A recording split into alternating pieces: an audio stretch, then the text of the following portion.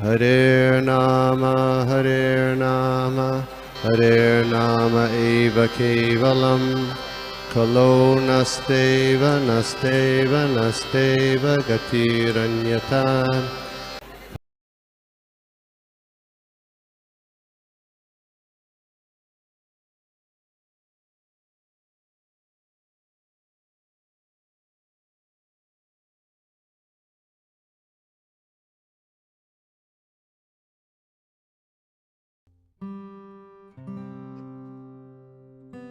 Hare Krishna. Please accept my humble obeisances. Thank you everyone. Thank you Gopal मनोहर प्रभु, आपने मेरे को ये अवसर दिया श्रीमद् भागवतम को सुनने का और साथ ही साथ में सबके साथ में सुनने का, जिससे ना कि मैं एज ए स्पीकर बोल रहा हूँ पर मैं भी लर्न कर रहा हूँ, उसी मूड में हम शुरू करते हैं आज का श्रीमद् भागवतम। तो आज हम पढ़ रहे हैं श्रीमद् भागवतम कैंटो 3:24 वर्स 41। 3:24-41। मैत्रेय उवाच एवं समुद्दितस्तेन कपिलेनेन प्रजापति दक्षिणीकृत्य तं प्रीतो वनम एवा जगामह। तो प्रभु कॉल एंड रिस्पॉन्स होता है कि सिर्फ मेरे को ही बोलना है? No, it's just there's no repetition. You can continue. Okay, all right, okay. Synonyms. So I'll maybe repeat it 3 times and then we can move forward. Maitreva uvacha evam samuditastena kapilene prajapati dakshini kritya tam prito vanam eva jagamaha. Maitre uvacha evam samuditastena kapilene prajapati dakshini kritya tam prito vanam eva jagamaha. Synonyms. Maitreya Uvacha, the great sage Maitreya said, Evam, thus, Samudita, addressed, Tena, by him, Kapilena, by Kapila, Prajapati, the progenitor of the human society, Dakshinikritya, having circumambulated, Tam, him, Pritaha, being pacified, Vanam, to be to the forest, Eva, indeed, Jagamaha, he left. Ha, then. Translation and purport by His Divine Grace Srila Prabhupada. Srila Prabhupada ki jai. Sri Maitreya said, thus, when Kardama Muni, the progenitor of human society, was spoken to in fullness by his son Kapila, he circumambulated him, and with a good, pacified mind, he at once left for the forest. Purport. Going to the forest is compulsory for everyone. It is not a mental exertion upon which one person goes and another does not. Everyone should go to the forest at least as a vanaprastha. Forest going means to take 100% shelter of the Supreme Lord, as explained by Prahlad Maharaj in his talks with his father. Sama samudvigna dhiyam. Bhagavatam Sada samudvigna dhiyam. Bhagavatam 7.5.5. People who have accepted a temporary material body are always full of anxieties. One should therefore not be very much affected by this material body, but should try to be freed. The preliminary process to become free is to go to the forest or give up family relationships and exclusively engage in Krishna consciousness. That is the purpose of going to the forest. Otherwise, the forest is only a place of monkeys and wild animals. To go to the forest does not mean to become a monkey or a ferocious animal. It means to accept exclusively the shelter of the Supreme Personality of Godhead and engage oneself in full service.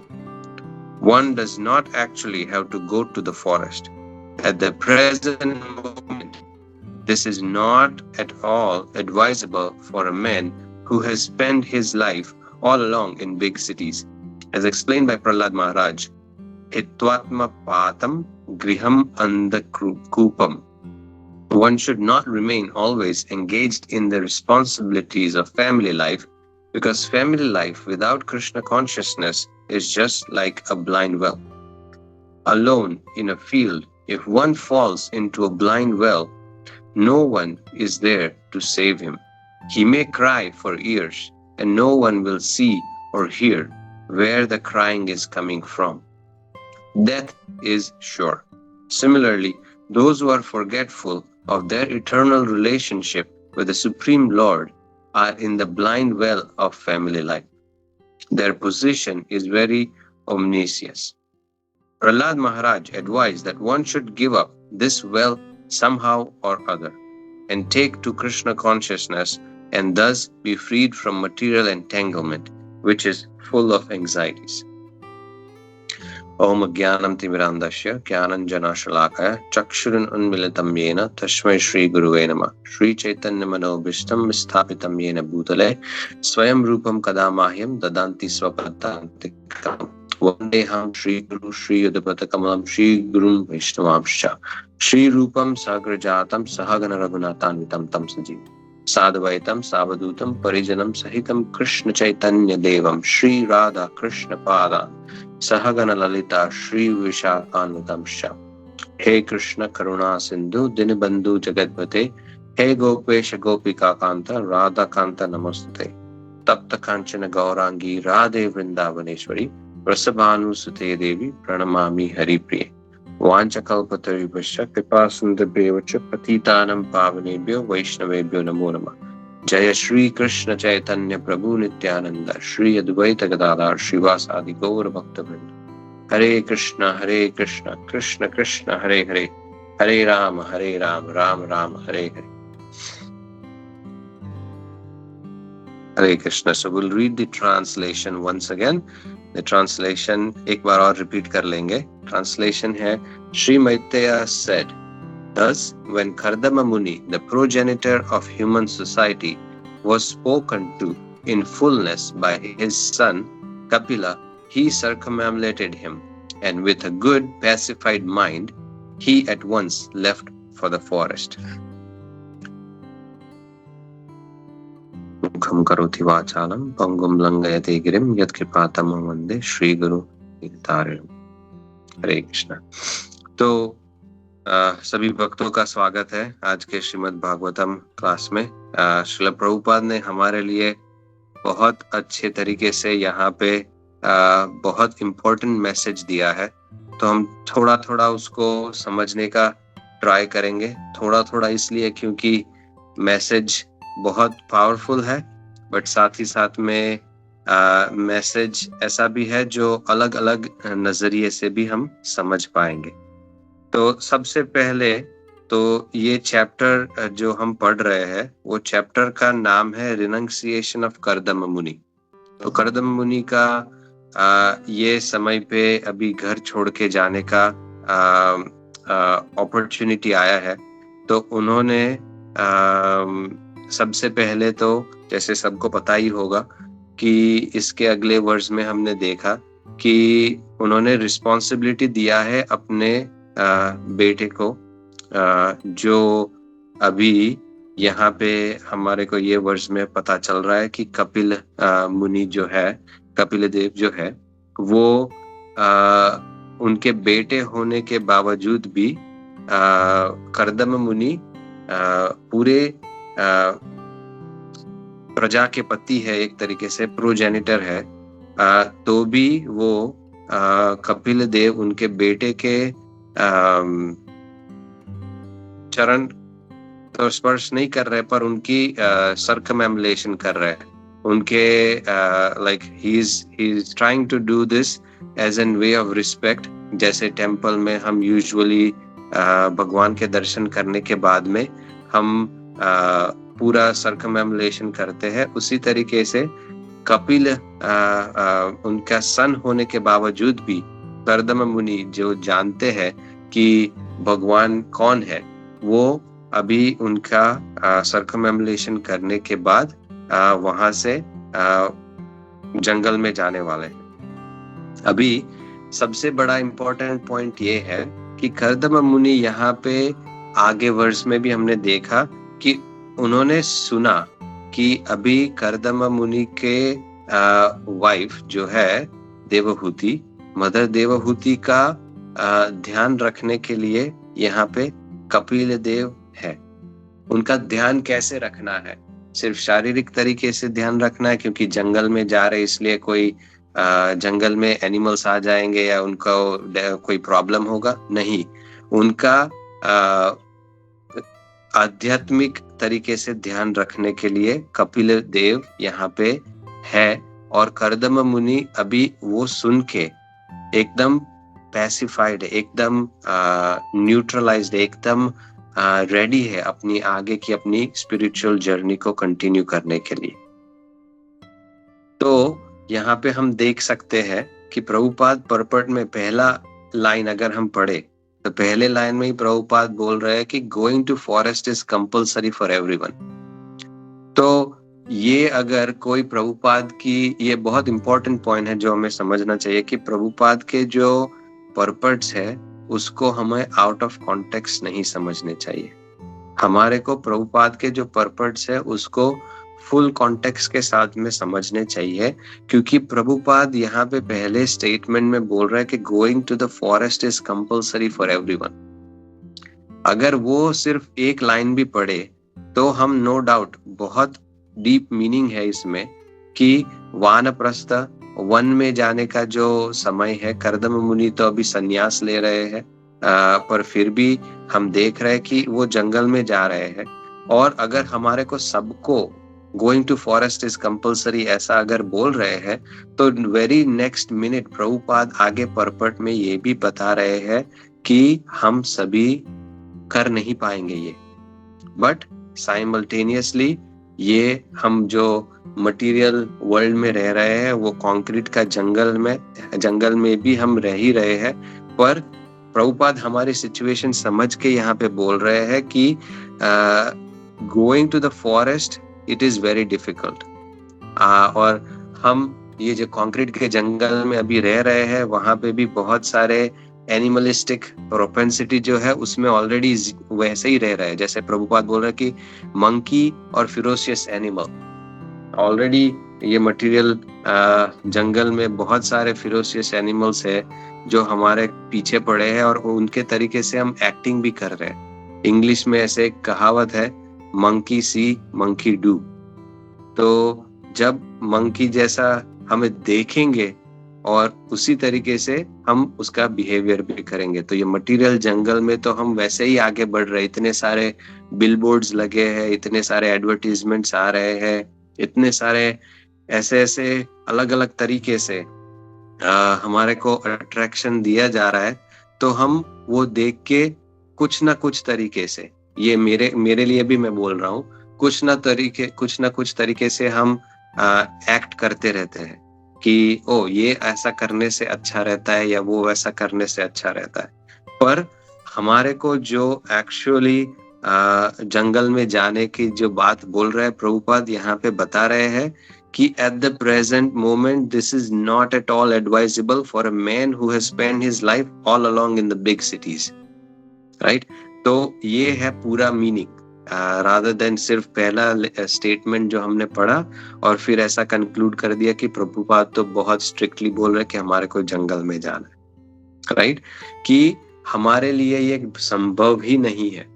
पर अगर हम ये meaning अच्छे से समझे कि ये संभव नहीं होने के बावजूद भी क्या रीजनिंग क्या है, प्रभुपाद का मेन पर्पस क्या है हमारे को एंकरेज करने के लिए कि हम जंगल, मतलब कि preliminary process to become free is to give up the family relationship and exclusively engage in Krishna consciousness. तो अगर हम मटेरियल जंगल में सिटी में भी रह के अगर ये हम कर सकते हैं तो हमारा लाइफ सक्सेसफुल है। हमारे को उसके लिए जंगल में स्पेसिफिकली जाने का जरूरत नहीं है। मैं अभी थोड़े दिन से एक चीज एक्सपीरियंस कर रहा हूँ कि अगर ऐसा कोई सिचुएशन आए कि हमारे को कोई भी ऐसी पोजीशन में रखा जाए जो हमारे लिए कंफर्टेबल नहीं है, तो हमारे को सीधा सीधा हमारा भक्ति जो है वो अफेक्ट करता है। मतलब सोने को ठीक से नहीं मिल रहा है, या तो फिर मच्छर काट रहे हैं, या तो फिर जंगल में गए तो कोई डिफरेंट एनिमल्स रहेगा, उसका डर रहेगा। ऐसा कोई भी सिचुएशन हुआ तो हमारा सीधा नेक्स्ट दिन का भक्ति डिस्टर्ब हो जाता है। ये मेरा खुद का एक्सपीरियंस मैं शेयर कर रहा हूँ। और ये अगर सिचुएशन ऐसा हुआ तो हम सीधा कुछ ना कुछ आदि दैविक, आदि आत्मिक, आदि भौतिक क्लेशों के ऊपर हम रीजनिंग डाल सकते हैं कि मेरा भक्ति इसके वजह से सही नहीं चल रहा है। पर प्रभुपाद हमारे को बता रहे हैं कि, प्रहलाद महाराज भी हमारे को यहाँ पे बता रहे हैं कि ये सब चीज तो आने ही वाला है, उसमें कोई भी डाउट नहीं है, राइट। जैसे भगवत गीता में भी बताया गया है, कृष्ण बता रहे हैं, पर साथ ही साथ में प्रहलाद महाराज भी यहाँ पे बता रहे हैं कि सदा समुद्विग्न धियम, people who have accepted a temporary material body are always full of anxiety. सदा समुद्विग्न, विघ्न तो आने ही वाला है, उसमें कोई भी डाउट नहीं है, पर हमारे लिए एक्सेप्ट करना डिफिकल्ट हो सकता है। और वो एक्सेप्टेंस का प्रोसेस जो है वो भक्ति का प्रोसेस है, क्योंकि भक्ति हमारे को जो सिचुएशन में करना है वो सिचुएशन हर वक्त स्टेबल रहे, वो पॉसिबल नहीं होने वाला है। और यही हमारे लिए सबसे बड़ा जो जंगल है वो यही जंगल है कि हम अलग अलग अलग तरीके से फिरोशियस एनिमल जो है उसके एनकाउंटर हमारे को हमारे डेली साधना में, डेली भक्ति में, हमारे डेली लाइफ में आने वाले हैं। तो वो सिचुएशंस आएंगे तो हमारे को डिसाइड करना है कि हम किस तरीके से अपना भक्ति को, ऐसा बोलते हैं ना, डिफॉरेस्टेशन का बहुत प्रॉब्लम है, हमारे को भक्ति को किस तरीके से बहुत सारे प्रॉब्लम्स में से बाहर निकालना है, हमारे को भक्ति को किस तरीके से ये जंगल में से बाहर निकालना है, वो हमारे को सोचना है। तो प्रभुपाद और डिटेल में यहाँ पे मीनिंग दे रहे हैं कि forest going means to take 100% shelter of the supreme lord. तो हमारे को जो प्रहलाद महाराज का एग्जाम्पल है यहाँ पे दिया है वो हमारे को समझना है कि 100% शेल्टर। प्रभुपाद हमारे लिए मर्सीफुल है और प्रभुपाद ने हमारे को बोला है कि एटलीस्ट आप 70% तक तो आ जाओ। पर अगर हम सिर्फ 70% तक का ही प्रिपरेशन करेंगे तो शायद हम 20% या 50% पहुंच सके। बट इसलिए कहा जाता है कि shoot for the star, at least will reach the fence, right. तो एटलीस्ट हम ट्राई करें कि हम 100% देने का कोशिश भी करें, तो हम एटलीस्ट 50, 60, 70% तो पहुंच ही सकते हैं। बट ये प्रोसेस जो है वो एक्सटर्नल नहीं है, ये बाहरी रूप से जंगल जाना, बाहरी रूप से हमारे को सब कुछ त्याग करना, जैसे यहाँ पे हम देख रहे हैं कि कर्दम मुनि कर रहे हैं, वैसा नहीं है। कर्दम मुनि तो हम देख सकते हैं कि वो जानते हैं भगवान कौन है, और उनके बाद वो जानने के बाद उनका वो सर्कमएम्बुलेशन भी कर रहे हैं और उसके बाद वो आगे प्रोसीड कर रहे हैं।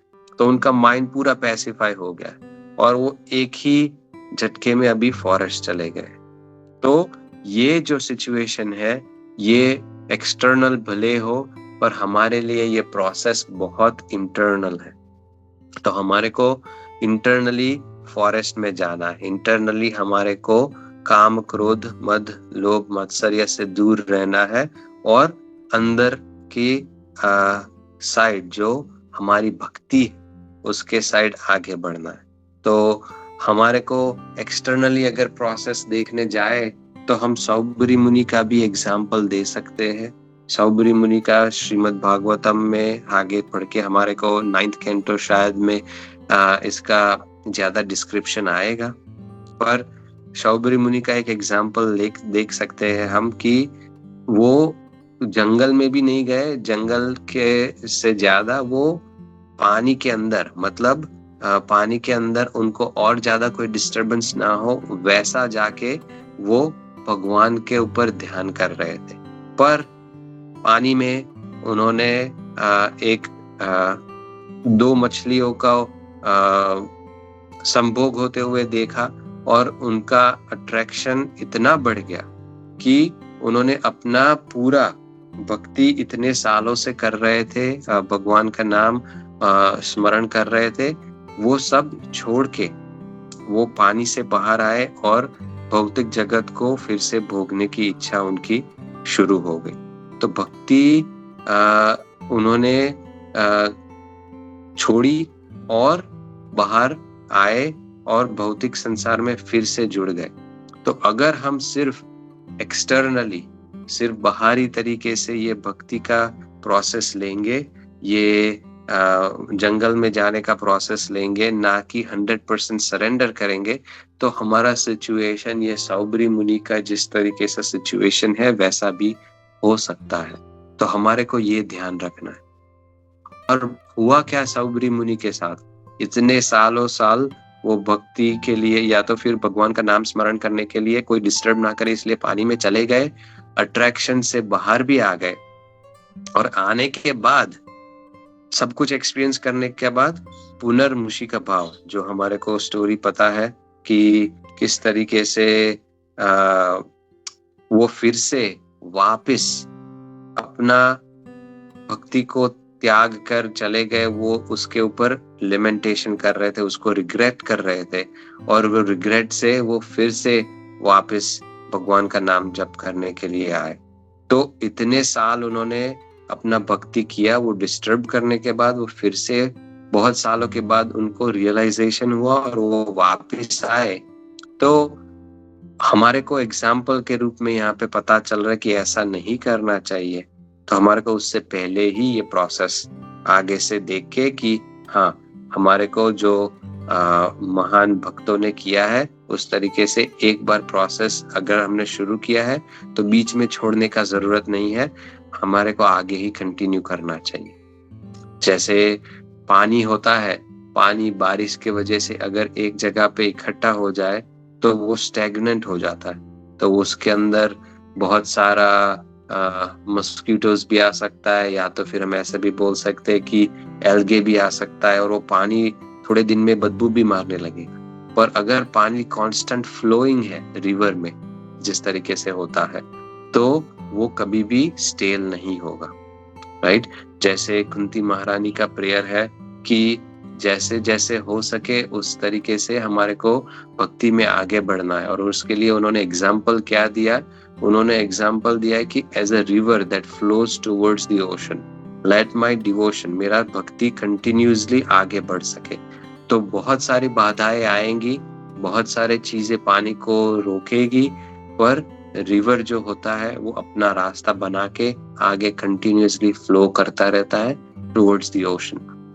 तो उसी तरीके से हमारे को भक्ति आगे बढ़ानी है, rather than stopping it Midway, या तो हैविंग सम एक्सटर्नल सर्कमस्टेंसेस, बाहर के जो अलग अलग प्रॉब्लम्स आएंगे वो प्रॉब्लम से हमारे को उसको स्लो डाउन नहीं करना है।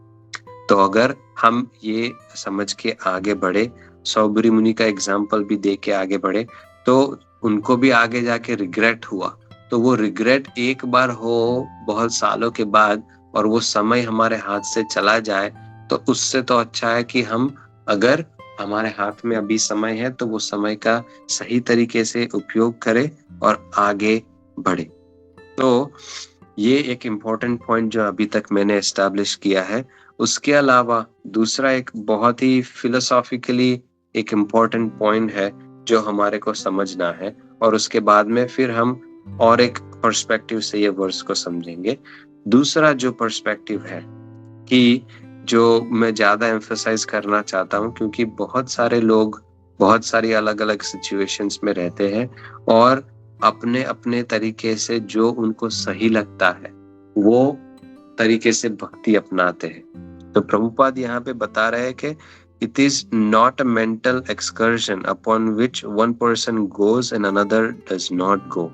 तो आप सभी भक्तों ने एटलीस्ट अर्धकुकुति न्याय ये सुना होगा, जो हमारे को पता है कि हाफ हैंड लॉजिक, राइट। जैसे एक आदमी होता है, वो हैन रखता है और हैन अच्छे अच्छे अंडे देती है तो वो अंडे बेच के पैसे बनाता है, पर साथ ही साथ में वो ऐसा भी सोचता है कि जो ये मुर्गी है या हैन है वो खाना भी ज्यादा खा रहा है, तो वो ऐसा डिसाइड करता है कि आगे से मैं जो खाने वाला भाग है वो निकाल देता हूँ, बस मेरे को अंडे मिलते जाए। तो अगर हम ऐसा सोच के आगे बढ़ेंगे तो हमारे को कुछ भी नहीं मिलेगा, हमारे को अंडा नहीं मिलेगा। ऑफ कोर्स हम कृष्ण कॉन्शियसनेस में अंडे खाते भी नहीं और प्रमोट भी नहीं करते हैं कि हम उसको बेचे, पर ये चैतन्य चरितामृत में हमारे को बहुत अच्छे तरीके से एग्जाम्पल दिया गया है कि हाफ हैंड लॉजिक जो है कि अगर ऐसा सोच के हम आगे बढ़े कि एक ही तरीके से आधा ही चीज लेना है, दूसरा आधा नहीं लेना है, तो ये हमारे लिए बहुत प्रॉब्लम हो सकता है, हमारी भक्ति के लिए बहुत प्रॉब्लम हो सकता है। क्योंकि हम एक पहला लाइन पढ़ के कि प्रभुपाद ने बोला है फॉरेस्ट में जाना है, बस ऐसा करके हमने डिसाइड कर लिया, या तो फिर ऑल टुगेदर ऑपोजिट जो ये है कि ये भक्ति का प्रोसेस प्रभुपाद ने दिया है वो हमारे लिए है ही नहीं, क्योंकि हम फॉरेस्ट जा ही नहीं सकते। पर अगर हम पूरा तात्पर्य पढ़ेंगे तब जाके हमारे को पता चलेगा कि प्रभुपाद हमारे लिए भले ही ऐसा इम्पोर्टेंट इंस्ट्रक्शन दे रहे कि हमारे को भक्ति में आगे बढ़ना है, पर हम ऐसे समझ के अर्धकुकुति ने आधा आधा लेके आगे बढ़ेंगे तो हमारे लिए बहुत प्रॉब्लमेटिक होगा।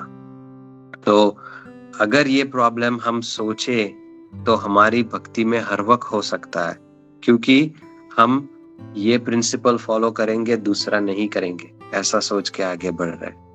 जो हमारे लिए, जैसे प्रभुपाद बोले, it is not a mental excursion upon which one person goes and another does not go, right.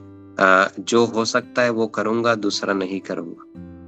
अगर हम ये सोच के आगे बढ़ेंगे हमारी भक्ति में तो हमारे को कभी भी हम 100% नहीं दे पाएंगे। इसके वजह से सबसे इम्पोर्टेंट चीज ये है कि हमें एक्सेप्ट करना है कि हम कहाँ पे हैं। हाँ, मैं 100% नहीं कर पा रहा हूँ, वो अगर हम इंटरनली एक्सेप्ट करेंगे, हमारे को सबको अपने अपने तरीके से खुद को पता है रह सकता है।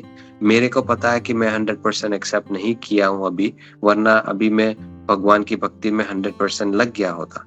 पर अगर मैं नहीं कर पाया हूँ तो एटलीस्ट वो एक्सेप्ट करना है, वो रियलिटी को हमारे को फेस करना है, और उसके बाद में हम आगे कैसे बढ़ सके वो हमारे को सोचना, रादर देन रिजेक्टिंग कि भाई हम तो नहीं कर सकते इसलिए हम नहीं करेंगे।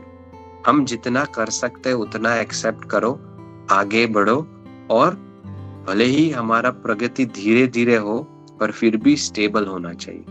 जैसे भक्ति विनोद ठाकुर ने बहुत अच्छे तरीके से बताया है कि एक पर अगर सीढ़ी है उसके ऊपर स्टेबल है, तभी जाके हम दूसरा पैर उसको स्टेबल रख पाएंगे और आगे बढ़ पाएंगे। पर पहला पैर ही हमारा अगर स्टेबल नहीं है तो हम गिरेंगे जब दूसरा पैर आगे हम बढ़ाने का कोशिश करेंगे। तो उसी तरीके से एक्सेप्ट करना इम्पोर्टेंट है। अगर हम और ये किसी के भी हमारे को बताने का जरूरत नहीं है कि हाँ मैं इतना 50% पहुंच गया हूँ, अभी आगे मेरे को बढ़ना है। हम अगर अपने तरीके से एटलीस्ट खुद का इंट्रोस्पेक्शन करें, हम खुद का ये जो जंगल में जाने की बात आ रही है वो मेंटली हमारा जो सभी प्रॉब्लम्स है उससे डीप फॉरेस्ट में हमारे मेंटल प्रोसेस में हम आगे बढ़े, इंटरनल जाए, तभी हमारे को पता चलेगा कि हम कितना भक्ति में एक्चुअली है, और उसके बाद वो चीज को एक्सेप्ट करना है, रादर देन नहीं मेरे को तो मैं शुद्ध भक्त हूँ ऐसा एक्सेप्ट करना है। तो अगर हम रियलिटी को एक्सेप्ट करेंगे तो उसके बाद में हम उसके साथ में पीसफुली आगे बढ़ पाएंगे और हमारे को पता चलेगा कि हमारे को कितना इम्प्रूवमेंट करना है, रादर देन हम ऐसा सोचे कि ये मेरे लिए नहीं है, मैं तो इतना कर सकूंगा, प्रभु माफ कीजिए। तो ऐसे करेंगे तो हम नेगेटिवली इसको अप्रोच कर रहे हैं। तो ये प्रोसेस हमारे को नेगेटिवली नहीं, पॉजिटिवली, जैसे हमारे को भगवत गीता में भगवान कहते हैं कि सुसुखम, राइट, सुखी होके आगे बढ़ना है और साथ ही साथ में एक्सेप्ट करना है कि मेरा इतना कैपेसिटी है, मैं आगे बढ़ने का कोशिश कर रहा हूँ, भगवान मेरी मदद करे। तो भगवान हमारे को हेल्प करेंगे, भगवान के भक्त हमारे को हेल्प करेंगे।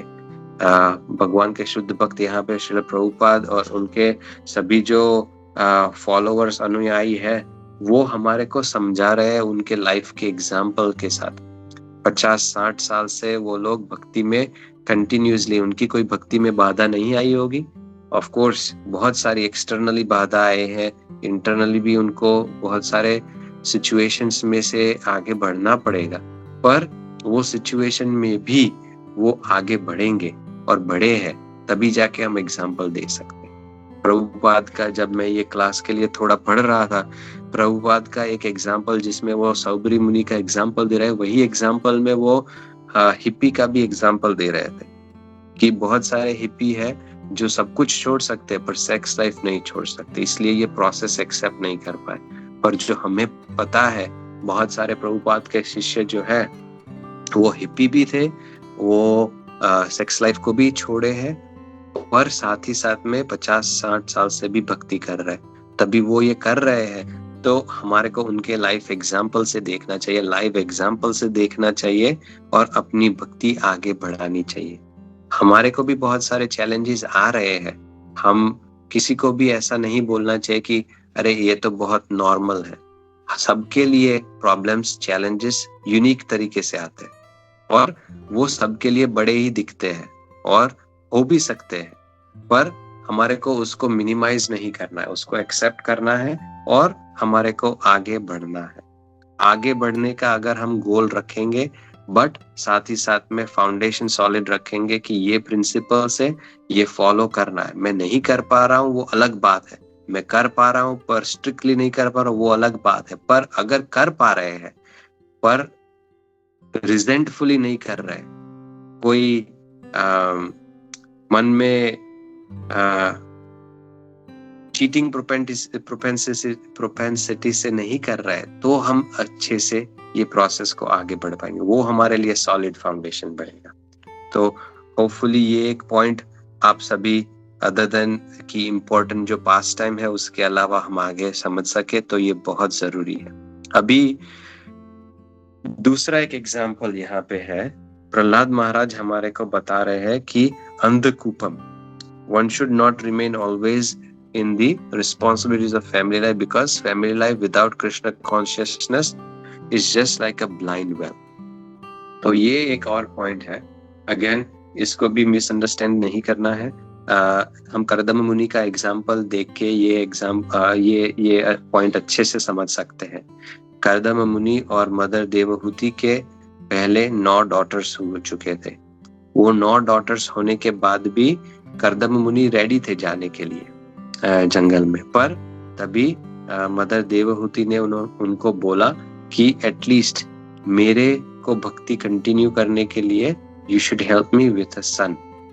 तो जब 9 डॉटर्स उनके शादी होके चले गए अगेन, तभी कर्दम मुनि ने अपना रिस्पॉन्सिबिलिटी निभाया कि he gave none other than Kapil Muni. जो कपिल मुनि है वो हमारे को आगे चल के हम देखते हैं कि कपिल मुनि का उद्धार, वो खुद भगवान का अवतार है और वो अपने माता का उद्धार कर रहे हैं उनको भक्ति देके। तो ये जो भक्ति का प्रोसेस है वो कर्दम मुनि हम देख रहे हैं कि उनके लिए रिस्पॉन्सिबल इंडिविजुअल छोड़ के जा रहे हैं, जो है कपिल मुनि और कपिल देव। और कपिल देव ये नॉलेज भगवान के बारे में साक्षात्कार और उनकी मदर को करवा रहे हैं और उसके बाद में वो पीसफुली ये प्रोसेस में जा रहे हैं। तो उसी तरीके से हमारे को सबको हमारे लाइफ में अरेंजमेंट्स करने चाहिए कि we come at a stage कि जैसे प्रभुपाद और प्रहलाद महाराज यहाँ पे बता रहे हैं कि पूरी जिंदगी भर फैमिली रिस्पॉन्सिबिलिटीज में हम एंगेज ना रहे। एक स्टेज आना चाहिए लाइफ का जब हम गृहस्थ से वानप्रस्थ में या तो फिर यहाँ पे हम समझ रहे हैं कि संन्यास में भी जा रहे हैं, तो अलग अलग फेज होता है सबके लाइफ का, तो हमारे को आगे बढ़ना चाहिए वो फेज में।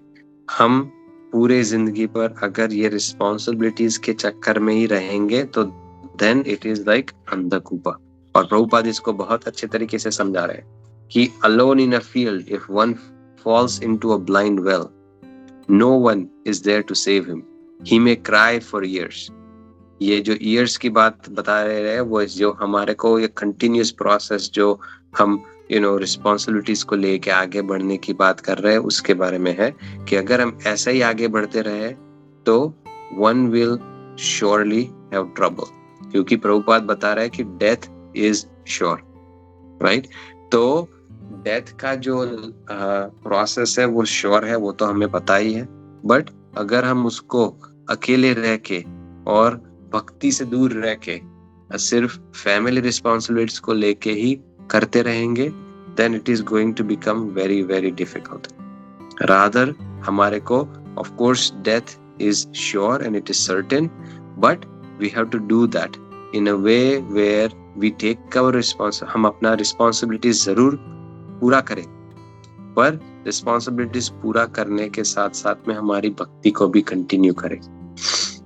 प्रभुपाद जैसे बहुत अच्छे तरीके से एक एग्जाम्पल दिए है कि अगर कोई बहुत ही भले ही भक्ति में ना हो पर बहुत ही फैमिली ओरिएंटेड इंसान है, तो वो ऐसा सोचेगा कि मैं नेक्स्ट जनरेशन के लिए क्या छोड़ के जाऊं। तो प्रभुपाद बोल रहे हैं वो ऑलरेडी ऐसा सोच रहा है आफ्टर लाइफ, वो अपने बच्चों के लिए आफ्टर लाइफ सोच रहा है, अपने ग्रैंड किड्स के लिए वो सोच रहा है, पर वो खुद की आफ्टर लाइफ के लिए नहीं सोच रहा है। तो वो जो खुद का जो आफ्टर लाइफ है, प्रोसेस है रिटायरमेंट का, वो है भक्ति। क्योंकि हम हमारी भक्ति को इम्पोर्टेंस नहीं देंगे तो और कोई दे नहीं पाएगा उसको इम्पोर्टेंस। हमारे फैमिली मेंबर्स हमारे साथ में रह के हम भक्ति करेंगे, then it is going to be helpful. और यही पॉइंट प्रभुपाद यहाँ पे बता रहे हैं, one should give up this well somehow or other and take to the Krishna consciousness process और मटीरियल एंटेंगल से फ्री होना है। ऐसा नहीं है कि फैमिली रिस्पॉन्सिबिलिटी से फ्री होना है, क्योंकि फैमिली रिस्पॉन्सिबिलिटीज हम भक्ति में रह के भी कर सकते हैं, बट अगर हम उसी में ज्यादा एनर्जी एंटेंगल करेंगे, उसी में ज्यादा टाइम निकालेंगे, तो हम भक्ति के लिए उतना टाइम नहीं दे पाएंगे, राइट? तो हमारे को वो समझ के आगे चलना चाहिए। अगर हम कृष्णा का साथ में जो रिलेशनशिप है, प्रभुपाद यहाँ पे बता रहे, those who are forgetful of their eternal relationship with Supreme Lord are in the blind well of family life. Their position is very ominous, right? पर अगर हम अपना रिलेशनशिप कृष्णा को सेंटर में रख के सबके साथ में, फैमिली मेंबर्स के साथ में भी रखेंगे, then we will be able to continue on in our sadhana, we will be able to continue in our bhakti. तो मैं क्विकली यहाँ पे समराइज करूंगा कि सबसे पहले यहाँ पे हम देख रहे हैं कि मैत्रेय मुनि जो है वो सिर्फ हमारे को समझा रहे हैं कि क्या चल रहा है ये पास टाइम में, कि कर्दम मुनि अपने खुद के बेटे कपिल देव का आगे सरकमएम्बुलेट कर रहे हैं। तो अगर हम ट्रांसलेशन में भी देखें तो इम्पोर्टेंट पॉइंट है कि कर्दम मुनि का जो अगेन थोड़ा टेक्निकल टर्म है, पर हिज सन कपिल देव की बात, कपिल मुनि की जब आती है तो हिम एच कैपिटल हो जाता है, क्योंकि वो खुद भगवान है। तो कर्दम मुनि वो जानते हैं, इसीलिए उनका सरकमएम्बुलेट करके जा रहे हैं विद अ पीसफुल माइंड कि अभी मेरे को फैमिली रिस्पॉन्सिबिलिटी कुछ भी सोचना नहीं है। I have a capable son who is going to take the responsibility of my wife, और उन दोनों का भक्ति कंटिन्यू रहेगा, इट वोंट स्टॉप। और जब वो हो जाता है तभी कर्दम मुनि गोज एंड कंटिन्यूज अपना खुद का भक्ति। तो उसी तरीके से हमारे को हमारे लाइफ सिचुएशन ऐसे बनाना है कि हम इंटरनली प्रोसेस को ले। मटेरियल जंगल में तो हम है ही, पर हम इंटरनली अगर प्रोसेस को लेंगे तो हम अपना क्या पोजीशन है और किस तरीके से हम अपने लाइफ अरेंजमेंट्स ऐसे कर सकते कि हम भक्ति को सबसे ज्यादा प्रायोरिटी दे सके, उस तरीके से आगे बढ़ना है। और दूसरा सबसे बड़ा इंपॉर्टेंट पॉइंट कि हमारे को रिस्पॉन्सिबिलिटीज आधा छोड़ के भागना नहीं है। भक्ति ऐसा प्रोसेस नहीं है जिसमें हम एस्केप करना है। हमारे को भक्ति का जो प्रोसेस है वो इन फुल लेना है, और वो लेने के लिए हमारे को पूरा प्रभुपाद के तात्पर्य को समझना चाहिए, और साथ ही साथ में लाइफ के अरेंजमेंट्स ऐसे करने चाहिए ताकि हम आगे बढ़ सके, ना कि हम रुक जाए बीच में। तो यहाँ पे मैं स्टॉप करूंगा अभी। अगर कोई और भक्तों का यहाँ पे कोई क्वेश्चंस या तो फिर रिफ्लेक्शन या तो फिर कोई सजेशन या फीडबैक है, इम्प्रूवमेंट है, तो प्लीज आप बोल सकते हैं। मेरे लिए हिंदी में बोलना थोड़ा वर्ड्स सर्च करना डिफिकल्ट होता है, पर आप सबके वजह से, आपका सबके दया से मैं बोल सका हूँ, उसके लिए धन्यवाद। आप अभी कोई क्वेश्चन या कोई फीडबैक या कमेंट्स है तो प्लीज